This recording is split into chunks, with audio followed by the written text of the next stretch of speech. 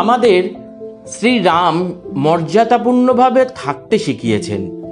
মর্যাদার মধ্যে থেকে কিভাবে জীবন চালানো যায়, প্রেম পরিবারকে কিভাবে চালনা করানো যায় তা শিখিয়েছেন।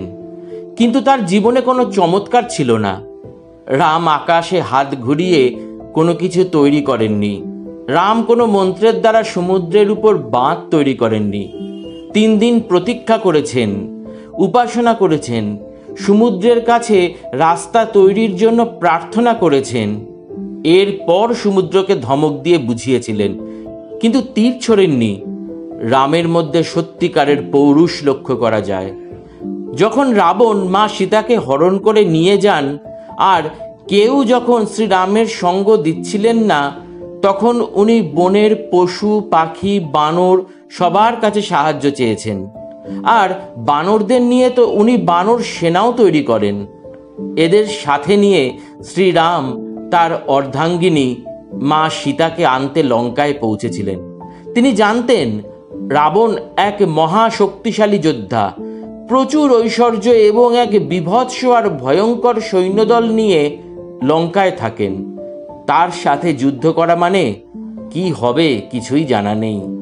কিন্তু শ্রীরাম তার প্রেমকে পাওয়ার জন্য এত বড় আর এত ভয়ঙ্কর সিদ্ধান্ত নিয়েছিলেন। এক কাপড়ে বেরিয়ে আসা এক নির্বাসিত রাজকুমার বিশ্বের সবথেকে শক্তিশালী সেনাদের এবং তাদের রাজাকে তাদের ঘরে ঢুকে মৃত্যু দিয়েছিলেন। এটাই প্রকৃত পৌরুষ। রামের ভিতর কোনো চমৎকার নেই, কোনো অলৌকিকতা নেই। উনি আমাদের মতন সাধারণ মানুষ রূপে জীবন কাটিয়েছেন। আর এটাই আমাদের বোঝাতে চেয়েছেন, যদি আমি করতে পারি তাহলে তুমিও করতে পারবে। সেই ভয়ঙ্কর এবং শক্তিশালী সেনাদের হারিয়ে তিনি তার অর্ধাঙ্গিনী, তার স্ত্রী মা সীতাকে সেখান থেকে সম্মানজনকভাবে নিয়ে এসেছিলেন। এটাই প্রকৃত পৌরুষের এবং পবিত্র প্রেমের উদাহরণ। রাম এই জন্য পূজিত হন না কারণ তিনি তার মৃত পিতা দশরথের মুখাগ্নি করেননি। রাম এই জন্য পূজিত হন কারণ ছেলে রূপে তিনি বৃদ্ধ জটায়ুর অন্তিম সংস্কার করেছিলেন।